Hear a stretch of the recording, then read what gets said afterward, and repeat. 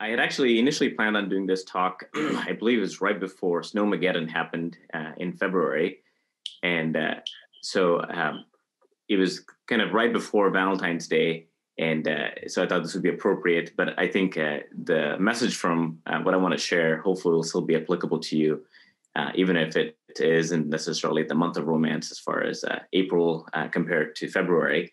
But I wanted to kind of go over this because I think this is something that the vast majority of you will be in a position that already are, or within the next couple of years, deciding about who you will potentially date, and then hopefully with that potentially marry. And I think it's a really important decision because other than your relationship with Christ, it probably is the second most important decision you make in your life. And I think to approach it wisely and to have biblical wisdom on how God would want us to go and choose a spouse, and what are some biblical principles to learn from that, I think that's something that is helpful, and especially for all of you that's in this season of life. So with that, we'll kind of just get started. I'll tell you a little bit about our own story, and then that'll kind of give you some context as to where I'm coming from. And then after that, we'll share some specific biblical principles. So this is my wife, Melissa. This is when we were still very young, being married. But this is when I was in college, and Melissa was working as a house mother at an orphanage. And she'd come back to visit her family in the U.S. and made a trip down to Texas A&M, where I did my undergrad at. And so it's kind of interesting. The way that I met my wife, I had actually I'd been praying about what I wanted to do with my life, probably since middle of high school. And the Lord had really burdened my heart, specifically for medical missions. And my calling, I really felt that the Lord was asking me to go back and work in India. And so I'd asked my uncle, who runs a seminary in India. I knew that along with the seminary, there was a hospital and an orphanage and a school. And so I asked him, hey, I'm interested in maybe pursuing a long-term career in medical missions, but I'd like to kind of know what that looks like. And so would you mind if I maybe came and worked at the hospital for the summer just to see what it's like? And so he said, sure, that'd be great. So I went there right before I started my freshman year in college. And I went and worked at this hospital for about 2.5, 3 months. And during the same time, Melissa actually had finished college. So Melissa's actually several years older than I am. Actually, she's 4 years older than I am. And but the Lord had placed a burden in her life. And when she was thinking and praying through what she wanted to do with her life, she really felt that the Lord was calling her to missions. Her initial love and desire was for China, and actually she had spent some time there during college, but the Lord closed those doors for her. And through actually a family friend of hers had also found out about the same ministry in India that my uncle runs, and decided actually sight unseen to move to India to work as the house mother for an orphanage. There was an orphanage there that had about 21 kids at that time. But they had a building, but they didn't really have anyone to care for the kids regularly. And so she said she would volunteer to essentially be the house mother for these 21 kids. And so that's actually how we first met, was because one of the kids at the orphanage got sick, and it was like a stomach bug that was going around. And so I was working at the hospital.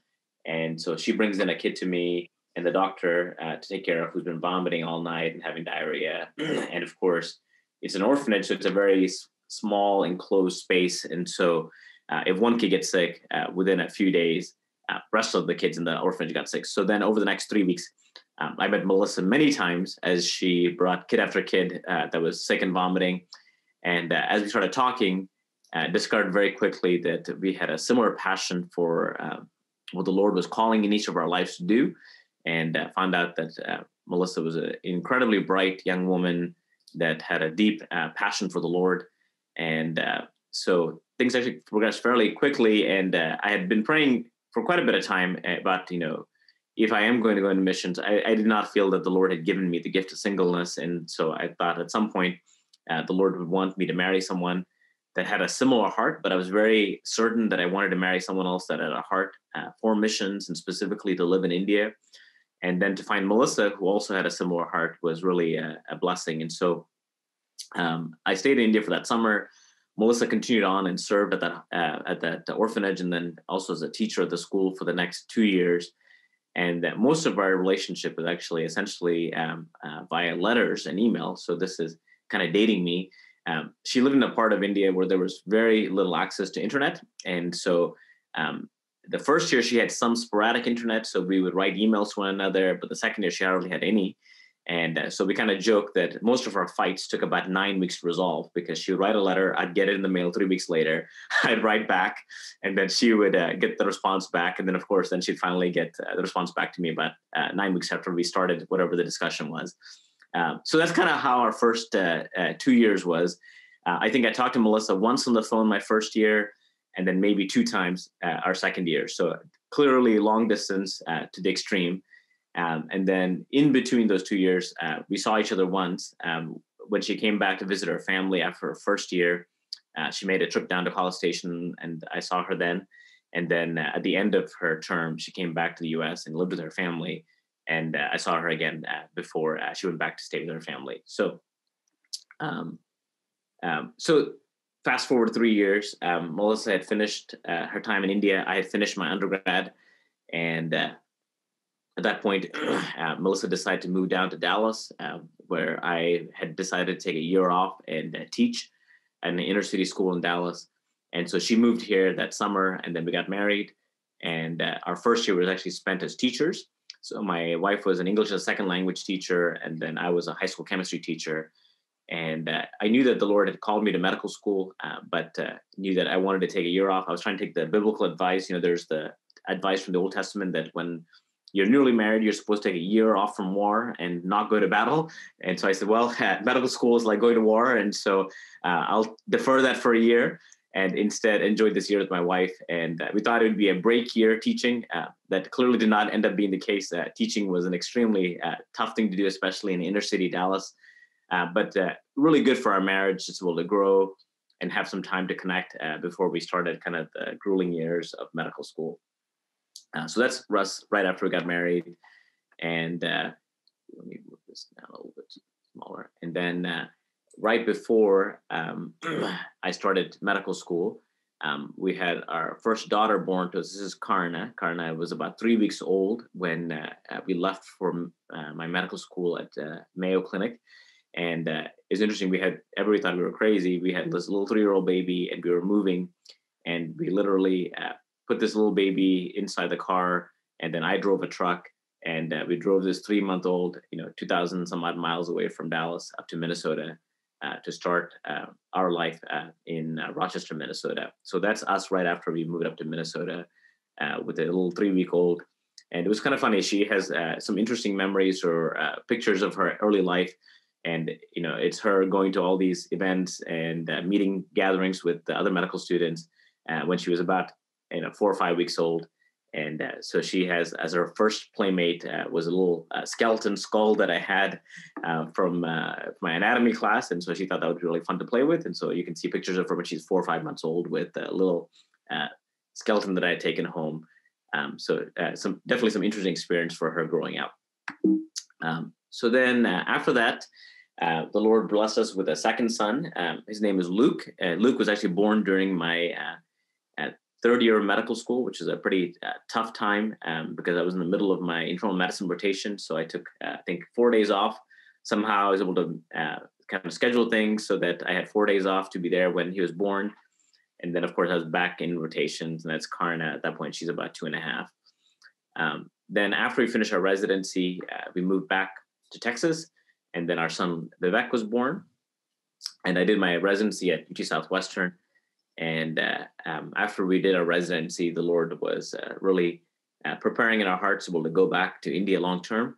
And so as soon as we finished residency and Vivek was born, the Lord opened us up an opportunity for us to return back to India to work at a mission hospital where we went to in 2013. And then the Lord added on to our family fairly quickly, actually. When we came back, it was a long story, but we were in India for about 3 years. I unexpectedly got deported from India in 2016 because of changes that were happening in the government, and the Lord brought us back to the U.S. And then something that we had talked about early on in our relationship was that we wanted to have children of our own, but we really felt that the Lord really had a heart for the orphan and the fatherless. And our prayer and our thought was that the Lord would open up that opportunity for us to be able to adopt in India. But because of our unexpected deportation, we came back to the US, and we really thought, well, that heart and that desire to adopt is still there, even though maybe the Lord has closed the door in India. So we prayed about it and felt that we should at least be obedient to that call and move forward with starting to adopt from the US. And so we went through foster care here in the US and initially added on our youngest 5 kids. So we have Luke, Karna, and Vivek. And then after that, we added on Myra, Micah, Caleb, Emilia, and Priyanka. So that brought our family to 8. That was by 2017. Initially, when we signed up for the foster care, we said we'd take up to 4 kids. And like 2 days later, they called back and said, well, we have 5. Can you just go up 1 more? And we said, well, let's pray about it. And we prayed about it and felt like that's what the Lord was asking us to do. And so we took our younger 5 kids, and we thought our family was complete. But then 4 months later, the Lord had other plans, and CPS called again, and they said, hey, would you take Gabriella, which is right here? And she said, sure. She's actually the younger biological sister of our older 5 kids we adopted. So we took her in 2018, and then we thought that we were done. But then a year later, CPS called us again, and they said, well, they have another biological sister, and this is Nora. And Nora came and joined our family in 2019. And actually, this is a picture that was taken of all the kids maybe 2 weeks ago. We actually just finalized the adoption of Nora and Gabriella after kind of a long time in terms of waiting for the courts to get through. And I say all this just because the story of our family and kind of the trials and tribulations we've gone through really would not have been possible unless we had felt really unity in terms of who we were in Christ and what the Lord had asked us to do. And so I think that'll become more clear as we talk a little bit more about what choosing a spouse will look like. And so my advice to you from the very get-go is to find someone else that has a similar heart and mission for their life. And if you find someone, a partner that shares that same vision, your life together and your decisions together will be so much easier, knowing that you're both on the same page. So what do you do for those maybe that are not yet dating?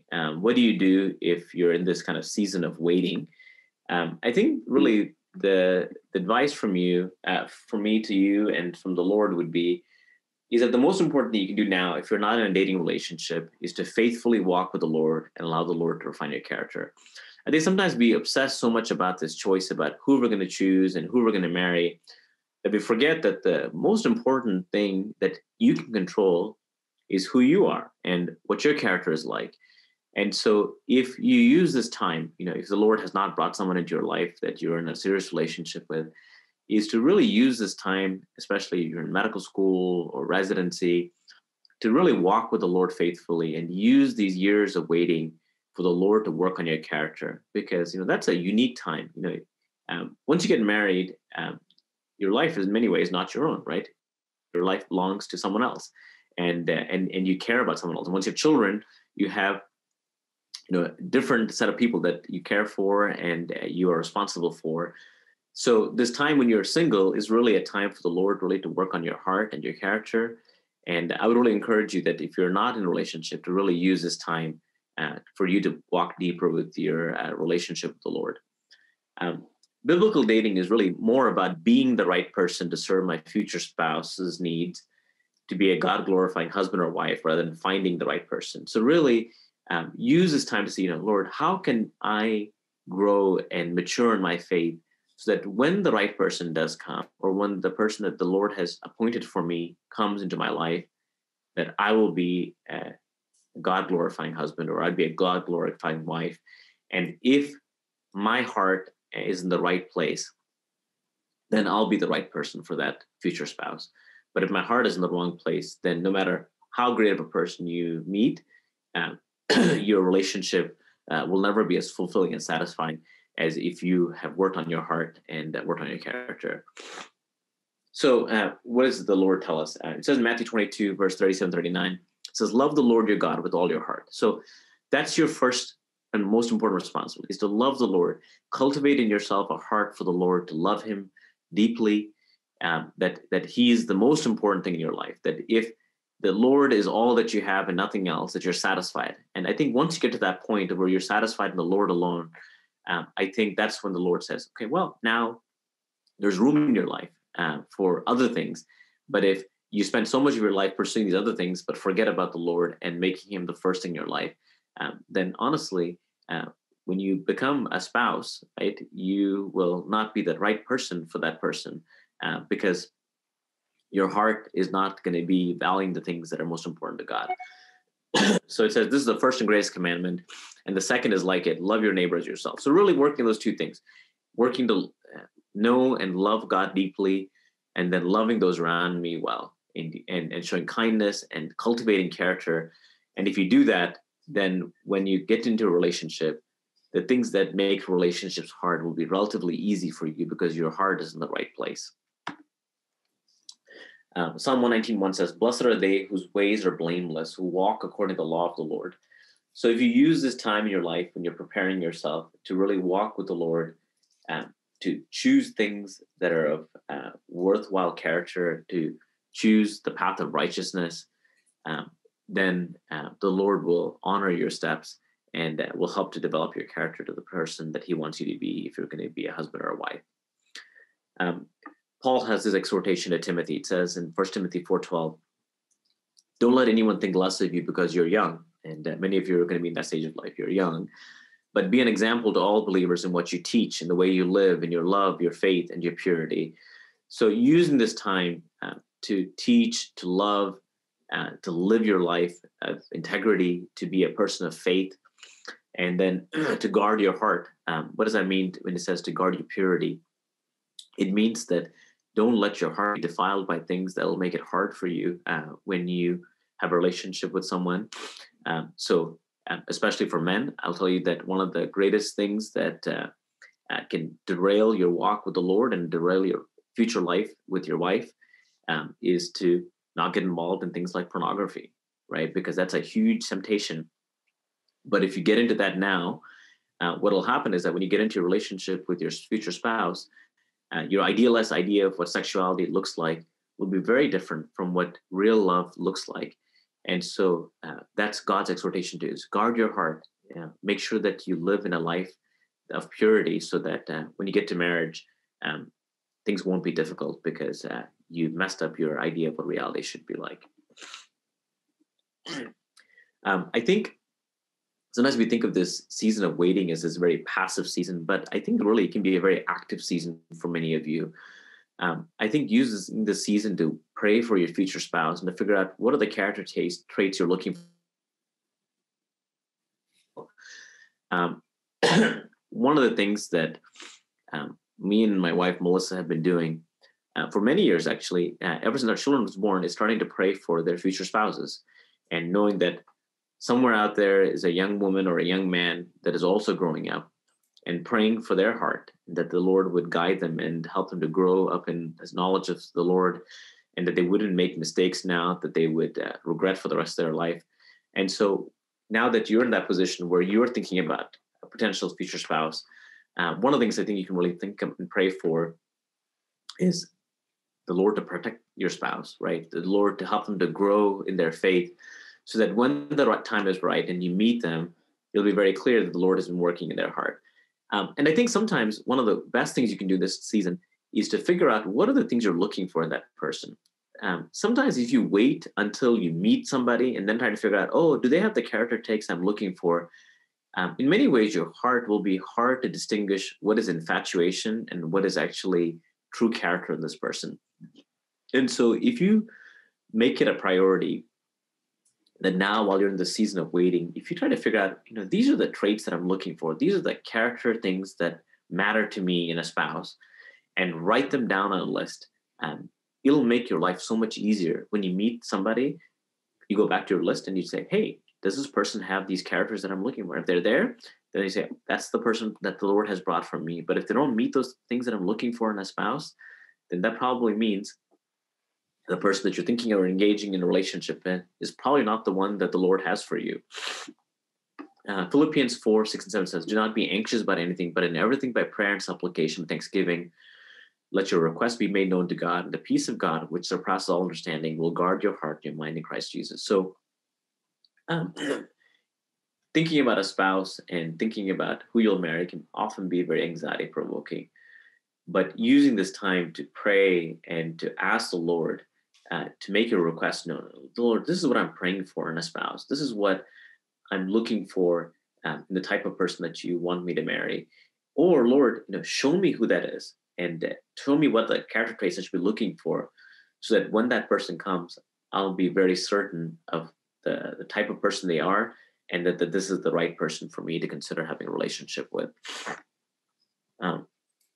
So my encouragement to you is right now, while you're in the season of waiting, is to write down a list of character traits that you want in your spouse, and use this as a reference as you evaluate the suitability of a potential partner. I'll tell you this, I didn't do this personally, but I had prayed about it, but I hadn't actually written down on a list, but my wife did. And she actually made this list when she was probably a freshman or a sophomore in college, way before she ever met me. And she wrote down a list of like 20 character traits that she wanted in a spouse.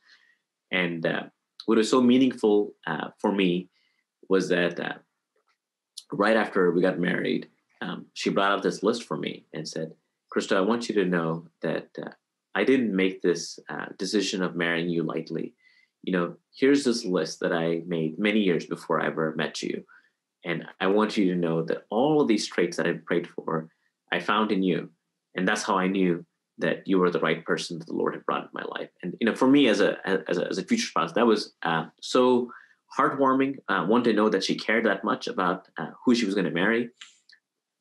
And I think that'll be insightful for you as you consider and pray through what you want in a spouse. You just want to write them down, so when the person comes into your life, you can look at it and say, yes, this is the person the Lord has for me, or no, this is not it. So if you're uncertain as to what character traits to look for, some of the things that I think are things that are just generally talked about in the Bible, but ones that are very important, especially to a marriage, is the trait of faithfulness. Is it somebody that will stick to their word and they'll be faithful in what they say they're going to do? Are they trustworthy? If you give them a task, do they follow through? Can you trust them with your heart, right? Are they people that when your friends talk about them, they say, oh yeah, this is a person that I can trust because they're honest. They're a woman of integrity or a man of integrity. Are they encouraging, or are they somebody that's always down and out and always complaining about things that are wrong rather than thinking about ways to encourage others?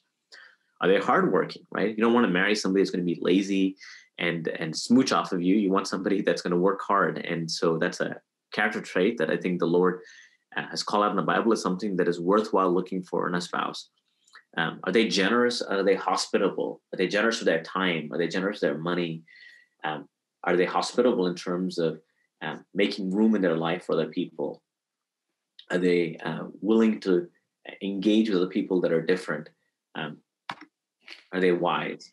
So just a couple of things. This is not an exhaustive list, but I think some things that you can look for that I think are important as far as biblical traits for a spouse that you can write down and say, look, if my potential partner has these things that are there, then that's something that I know will help me to know that this is the right person for me. But one thing that I think I want you to realize or see, hi, Nora. Sorry. Just a second. You were not sleeping. You want to say hi? Here, we can say hi for a second. Hi. Hi. This is my little one has found me inside the closet. Who is that? This is all of our friends at Southwestern Christian Fellowship. Oh. Yeah. Hi. Okay. Can you say bye? I gotta finish talking with them. Okay. Can you show them where to go? Huh? Can you wait out there and show them where to go? Go with Mama.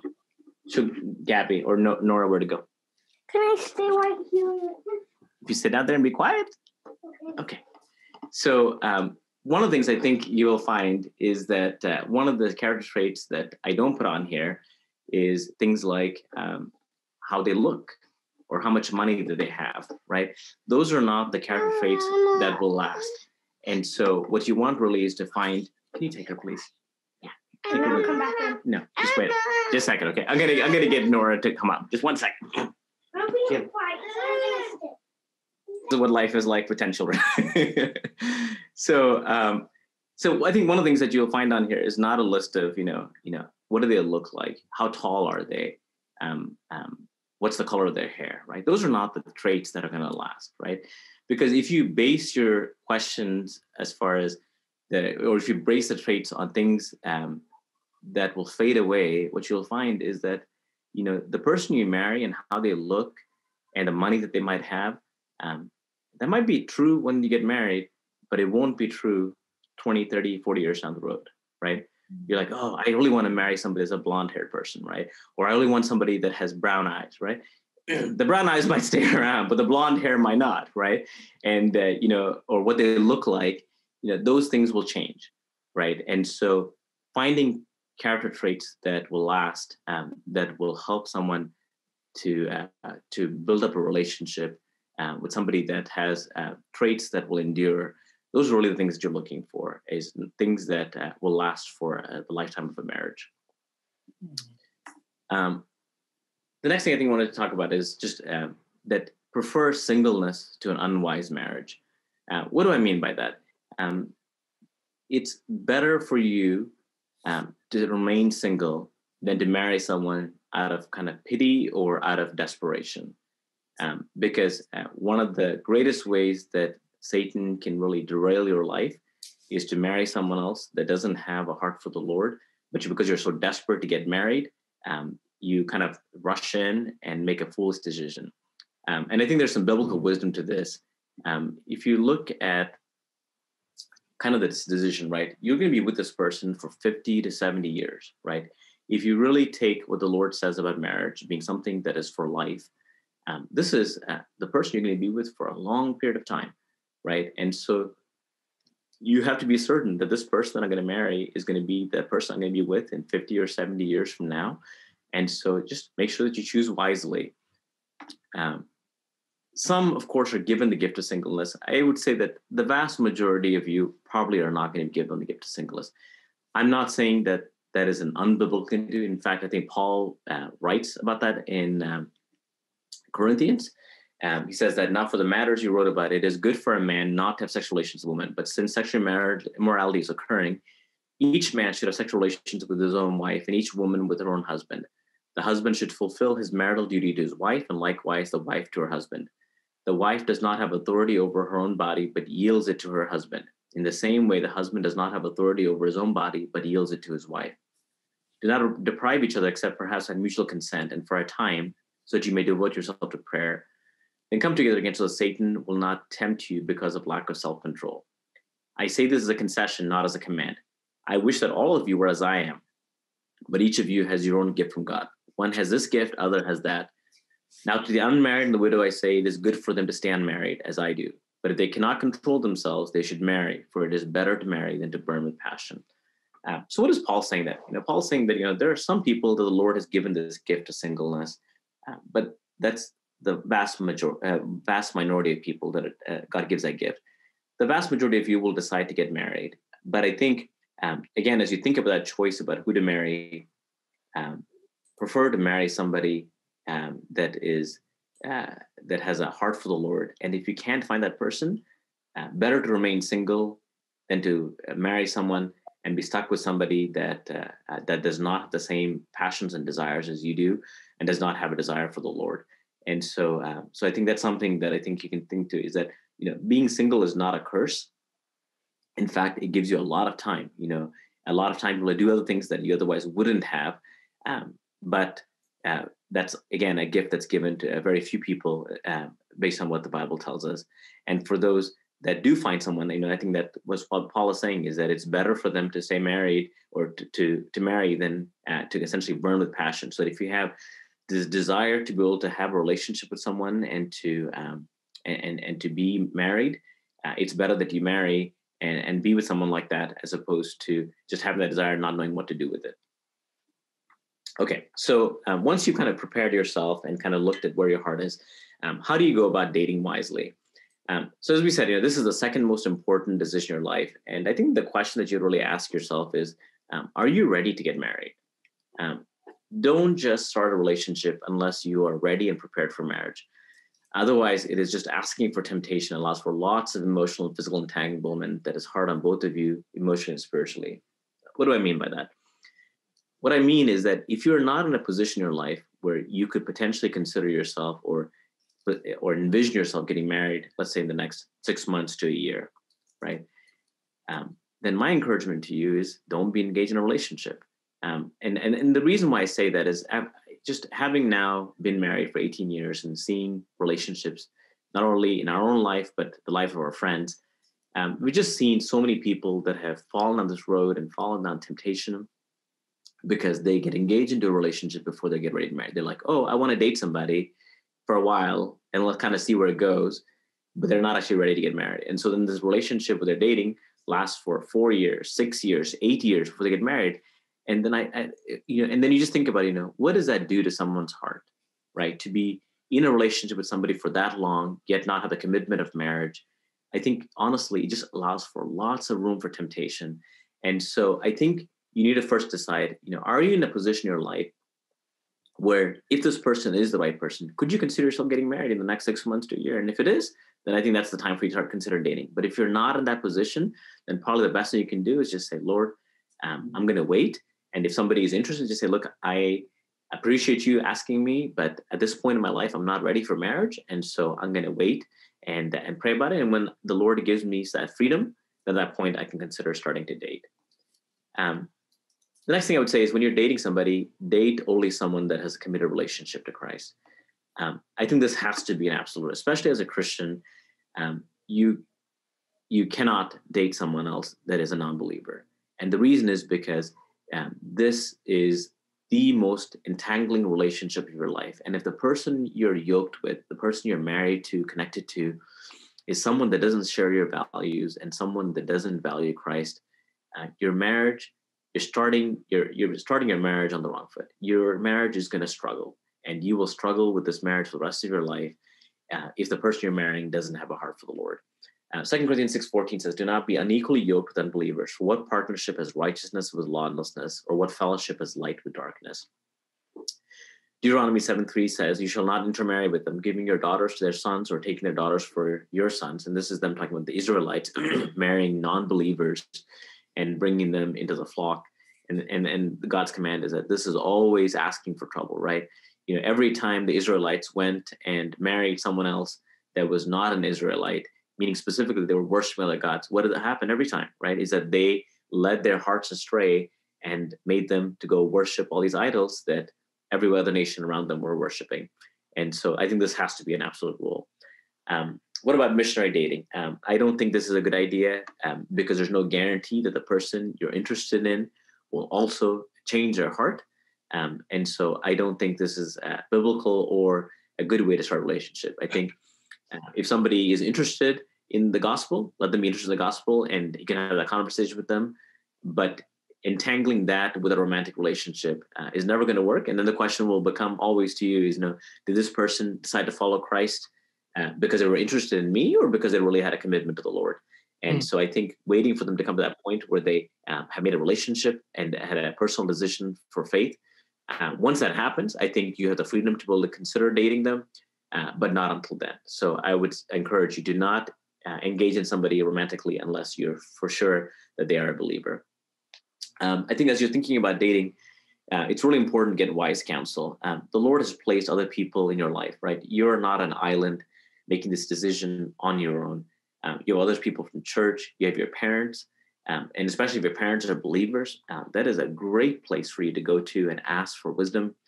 You have friends that are godly, mentors that have been put into your life. Don't make this decision alone. Sometimes when we fall in love with somebody or really like somebody, right, the blinders go on and many of the flaws that maybe are present, we can't see, but other people can. And so especially before you get really engaged with somebody, is to have other people that know this person, right? Their friends, your friends, your parents, people from church, your mentor, to kind of give you an opinion of what do you think of this person's character? Have you met them, or have them come and meet them? And and we have been more than willing to do that for several of our friends that have considered dating someone. They've brought them over to our house and we invite them for a meal. And at the end of the meal, pretty quickly you can tell, where somebody's heart is. So the people that have been open with us and said, look, give us your opinion. And, there was someone who said, wow, this is a man from God or a woman from God, and she has her heart in the right place. Or we say, nope, this is somebody that I would really get away from, because this does not seem like somebody that has a heart for the Lord. And again, engaging these other people in your life early on will be easier, because once you really entangle your heart, it's much harder for you to listen to someone else and their opinion of this person you're considering dating or potentially marrying. I would encourage you to consider dating someone that has the same vision and calling for their life. I think, once you have prayed through and thought about what do you want for your life, finding someone else that has the same vision will make your life so much easier. What do I mean by that? I knew from the very beginning when I was walking with the Lord that I had a deep heart for missions, and that's where the Lord was calling me. And so when I prayed specifically the Lord would help me to find a person that had the similar heart.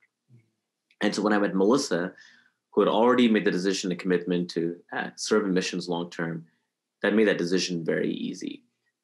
But if, let's say, Melissa had always thought she was going to stay in the U.S. for the rest of her life, and I had really felt the Lord was calling me overseas, right, that probably is not the right person for me to marry. And the reason is because then for the rest of our life, there will be this tension, right?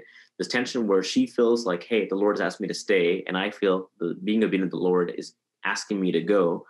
And not that either of those decisions are bad on them on their own. It's just that if that's what the Lord has asked you to do and your spouse doesn't have that same calling, right, it makes it so much more difficult. So I think, when you think about not only, finding another Christian, but finding a Christian that has a similar vision and calling for their life. And if you can do that and find that person, I think it will make your life a lot easier. So for example, me and Melissa, we have lots of differences. One of the biggest ones for us is that, I'm Indian, she is American, right? I grew up in India. I came to the US when I was 10. So our life experiences are vastly different. But one of the things that has really helped us to overcome many of these differences has been this shared vision and calling for our life. And so even though there's been cultural differences, having the same vision for our life has really made it easier for us to make these big picture choices about our life and the direction of where our family is being called to. And ask yourself, what is most important in their life? What is their calling? Does it align with yours? You don't want to be someone who just goes along for the ride. You want to be sure that where they're going is exactly the same place that you're going. And if you have that vision, and that's something, again, as you're thinking about before you start dating, is to kind of pray through and think about what is God calling me to do? I think some of the things you have to think about is more practical. What type of life do you want? Are you somebody that loves being in the city, or somebody that could only imagine yourself in a small town? And these are things that you want to talk to about your future spouse, because otherwise, again, as you consider being married for 50 or 70 years, right? And if your spouse can only imagine themselves being in a small town, and I can only imagine myself being in a big city, right? Man, that's going to be hard. It's going to be hard in terms of the decisions you make, where you live. Shep talks about, what do you think about kids? There's some people that definitely want to have kids. Some people want to have no kids at all. And some people want to have lots of kids, and so having, again, these conversations early on as far as what your calling is will make it a lot easier for you later. So, when me and Melissa talked, we both knew from before we even got married that we wanted to adopt, and we probably wanted to have a large family. And so when we talked about adoption, that wasn't a new conversation we were having, because we had this conversation many years ago. We were considering getting married in the first place. So having a similar vision can really help you overcome any differences. But if your calling is different, it's very hard to find unity inside a marriage. Second thing I would advise you is to be ready to commit or disengage. Don't carry on a relationship without any commitment. What do I mean by that? I mean, don't go into this thing of serial dating, right? You date and date and date and date and never can make a decision, right? If, after, I would say, 3 or 6 months is probably enough time for you to kind of find out a little bit about this person and what their character is like. If you feel like this is the person the Lord has for you, then commit and say, look, I'm really interested in pursuing this for marriage, and see if they're in that same place. And if they are, then move forward. And if they're not, then disengage and say, look, either we're not at the right place in our life, which makes me, the bigger question is, why did you start dating if you weren't ready to get married? or this is not the right person for me. But carrying on a relationship for long periods of time without any commitment allows just, again, for lots of temptation and makes it difficult. Second thing to go along with that is to really guard your purity, especially while you're dating, is to be careful with how you spend your time so you don't open up your life for temptation. Song of Solomon says this, promise me, O woman of Jerusalem, by the swift gazelles and the deer of the wild, not to awaken love until the time is right. And what it's saying is that there is a time for intimacy, and that time for intimacy happens after marriage. And so the longer you become emotionally intimate with somebody, right, the easier it is for you to let your guard down and take the extra step or the next step and try to be physically engaged or being physically intimate. And so I would just say, from the very beginning, talk about, what are your limits, right, in terms of physical intimacy, and say, look, this is something that I really want to save for our marriage, and making sure that there's not any room for temptation. So if you're going on a date, go on a date with other people around, and then trying to avoid being by yourself, especially in your apartment late at night. That probably is not the great way to guard your purity. 1 Thessalonians 4:3 says this, God wants you to be holy, so you should keep clear of all sexual sin. Then each of you will control your body and live in holiness, honor, not in lustful passion as the pagans do in their ignorance of God in this way. So God is very clear. He wants you to be pure in your heart and what goes into your mind. And so making sure that you set that pattern early on in a relationship, I think, is wise. And I think, honestly, the further you let yourself go, it's like all the pleasure of the commitment, right? The reason why marriage works and sexual intimacy in marriage works is because you're in a committed relationship with that person for the rest of your life, right? If you have that before you get married, it's like getting all the benefits of marriage without any of the commitment for it. And, honestly, the problem with that is it doesn't last. Okay, so a couple of final things specifically to medicine. If the person you're dating is not in medicine, make sure they still allow you to discuss your work life and hold a realistic understanding of your future life. We met some couples that have been married, especially that where one spouse is medical and the other one is not. And the other person just does not want to talk about anything medicine related. And the reality is that's a huge part of your life. And you need to be able to have a place to be able to vent and talk and to process things through. So make sure the person you're dating understands that's going to be a part of your life, and they still give you room to be able to discuss that. And not that all of your conversation needs to be around medicine, but to be able to have a place that somebody can give you a safe sounding board, I think is wise. Make sure they understand your schedule, that it's going to be very erratic, especially during medical school and residency, and you'll have very limited time. And so make sure they understand what they're getting themselves into, and make sure they understand they'll have very little money for many years while you're in medical school and residency. And maybe once you're in an attending physician, you'll have a lot of abundance. And so they should also understand that there's going to be a lot of fluctuation in terms of what your life will look like, and which will be different from many other professions where somebody might consider marrying someone. That your work will be emotionally taxing and many times doesn't respect boundaries. I cannot imagine the number of times I've come home and cried with my wife because of some terrible thing that happened or a horrible situation that happened in terms of the patient I cared for. And just the freedom that she's given me to be able to be open with her and allow me to pour my heart out to her has been so refreshing and so helpful for me as I walk through being a physician now. If the person you are dating is in medicine, make sure you talk very early about career aspirations, especially if you desire to have a family. It's not impossible for two people that are in medicine to be married, it just makes it complicated. And so I think you need to have a pretty good discussion early on as far as, if both of you are very career oriented and want to pursue medicine and the highest positions in your department, it'll be very difficult if you want to desire to have a family. And so I think having a conversation early on and say, look, I'm willing to take a couple of years off and spend time raising a family or pull back from my career some so that we can have children and to will raise them up. I think being able to have that talk now is helpful. It'll make it a lot easier for you.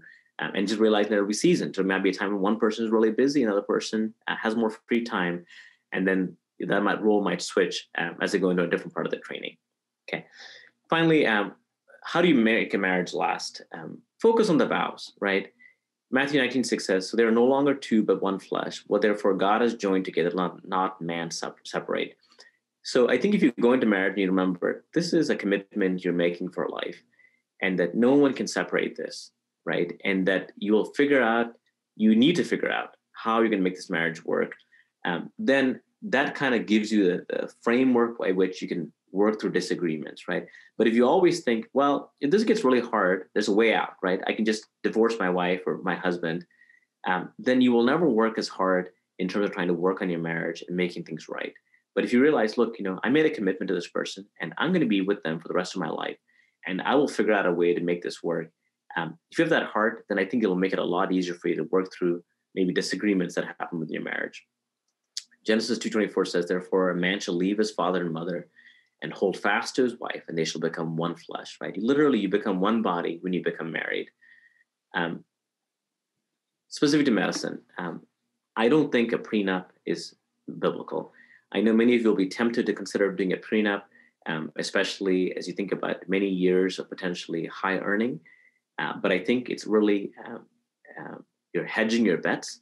And if you really are committed to marriage and think this is going to last and you want this to last, don't hedge your bets, right? A prenup allows you a way out, right? But if you say, look, hey, if I divorce this person, guess what? They get half my money too. Then you're going to work a lot harder in terms of trying to keep your marriage together, as opposed to having these rules or things set up ahead of time, so that way they can't take whatever money you might earn. So I think if you're going to marry and you're committed to marriage, don't get a prenup. Finally, prepare to burn your bridges. Marriage is for life, and it means till death do us part. And because marriage is a picture of Christ's covenantal love, God made us a promise that he would never leave us or forsake us. And that's the same promise we make to our spouses, right? That this is a commitment we're going to make for life. And so remember that picture of marriage is the same picture that we have of a relationship with the Lord. And expect that marriage is going to sanctify you, right? God is more interested in our holiness than our earthly happiness. And one of the most important ways God sanctifies us through our marriage, right? I have grown far more in patience and love and forgiveness being married now for 18 years than I was the previous, 20 years before I was married, right? And so just realize that that's part of the way that God uses marriage, is that he uses that to build our character and to refine it. But don't think that marriage is this kind of big, heavy burden you have to carry for the rest of your life. You'll find that you're also very happy when you follow God's pattern for marriage, right? I cannot imagine a day of my life without Melissa around, because, I so enjoy her company and enjoy the things we're able to do together. And what you'll find is that the deeper you walk into a relationship with the Lord and deeper your commitment to your spouse, the more happy that you are and the more happy your marriage will become. Enjoy life together. When you're married, you have a shared vision, you have a companion, a confidant, a supporter, encourager. One of the great things is I never have to worry about having a date because my wife is always available. And sexual intimacy, one of the great gifts that God gives us in marriage is sexual intimacy. And that's a precious thing. And I'm glad that that's something that the Lord allows us to enjoy within marriage. And so I don't want you to think that once you make the commitment of marriage that, you never have any fun together. In fact, some of the funnest memories that I've ever had in my life have been with my wife. And there'll be seasons in your marriage. There'll be training versus practice. Training will be times when it's be really busy. And there'll be times when you're in practice when you start off a practice where it might be really busy. And then later on in life, you might have more time. There'll be times when there's young children in the house, and they'll be different from when they're older kids, as opposed to when they're empty nesters. And realize there'll be seasons in your marriage, and the relationship with your spouse will change as these seasons happen. And times when there's lots of money, and there's times when there's very little money. When you're a resident or a medical student, you'll have very little in terms of free cash to be able to do other things with. And maybe when you're an attending, you'll have more of that to be able to do that. And really to give freedom to communicate about your work life and to be able to really build that in your relationship. And it'll be a good part of it. So with that, I will kind of leave it for questions. Sorry, we kind of ran a little late, but let you guys ask any questions. Thanks. Thanks so much, Christo. This was like just wonderful advice and encouragement. Real quickly, I know that some of the MS1s have a lecture at 1:00. If you need to leave, y'all can go ahead and leave. But we also have some questions that we want to ask Christo. let me go ahead and just start asking here. So we have several med students that are about to leave for residency that are married. So we want to ask you, how did you and Melissa handle tough times and residency? Like how, as a physician and dealing with the long hours, and like you mentioned earlier, the difficulties of residency, where you may not see your wife a lot. So how did you both kind of weather through that storm? Yeah, so I think, having your family and your spouse involved in your life, especially during residency, is really so important.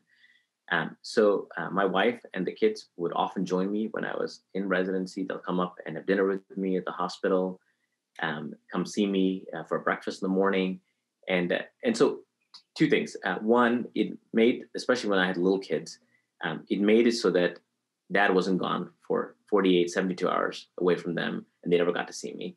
So I think that was something that, it took a lot of time for her to pack up all the kids and make a lunch or a breakfast or whatever it is and bring them up to the hospital. But that allowed us to really connect and for the kids to have some shared idea of what I was doing. So I think that was really helpful. And I think it also, in some ways, I talk about my wife and my kids to my residents and to my coworkers a lot. And the reason is, honestly, it makes sure that it lets everyone know I'm off limits. Unfortunately, that's a reality. Is that you work with people that in very stressful situations, and that can make for a lot of emotionally intimate times. And honestly, the more that I had my wife and my kids around, it made everyone know, look, I have a family, and my wife really cares about me, and my kids care about me. And so even if there was ever a temptation, no one would ever act on it because they knew that my family was such an important part of my life. So I think that's a big part of it. The other thing I think is to live frugally during those years.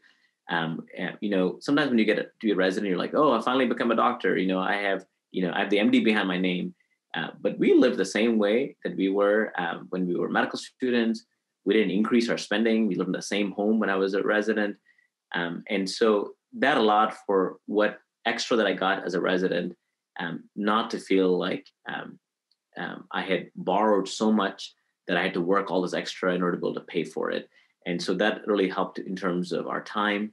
And then, we try to make it a routine practice where, even now we schedule a date night every 2 weeks, and Melissa has that on her calendar month in advance because she knows what my schedule is like. And so even though my schedule is erratic, I kind of know what my schedule is going to be.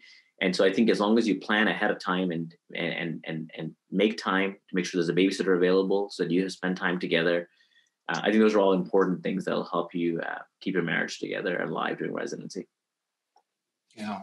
Hey, Christo, we just got a question from one of our participants. So statistics show that divorce is high in secular world and in the Christian world. What do you believe is the root of those statistics, and how can one prevent divorce once married as a Christian? Yeah, I think it all depends on what you believe in the Bible, right? I think that, it is a sad reality that, the marriage rate or the divorce rate among Christians versus non-Christians is exactly the same. There's no difference between the church or not, right? Which tells you that we really don't think that what the Bible says about marriage is really that true, right? We think it's a convenient thing. We can listen to it when we want to, but if it doesn't fit our life or it doesn't make me happy, right, then it's time for me to bail out. And so I think the way to is that, I think you realize, that when I make a commitment to my spouse, right, that commitment is for life. And there's no way out, right? And it is going to be my job and my spouse job to figure out how to make this work, right? And if you look at all the studies, even if you're going through a very difficult time in your marriage, if you just stick with it, in 5 years, your level of happiness will be far better than what it was, right? Even all the secular studies tell you that, right? But it's the mental fortitude to be able to say, look, even though this is really tough right now, I'm going to stick with this because I made a commitment to you. And I think that's the thing is that, if you base your relationship on the fact that you feel in love or out of love, right, those things will come and go, right? Infatuation will last maybe 6 months into a marriage. But after that, it's the commitment of love, right? And there are times when I'm deeply, passionately in love with my wife, and there are times when we're just in love. But the thing is that we made a commitment to one another. And because of that, the engine that drives our marriage is that commitment. And that commitment is something that I'm not going to renege on, and neither is Melissa. And so never in our relationship have we ever discussed, even in the middle of a fight, say like, oh, well, if you're really that mad with me, well, you want to just leave the house, right? That's just, it's been off limits in our conversation. And I think if you just take that to your heart, look, divorce is never going to be an option for me and never going to be an option for life, and you both firmly believe that, then you'll figure out a way to make it work and make your marriage last.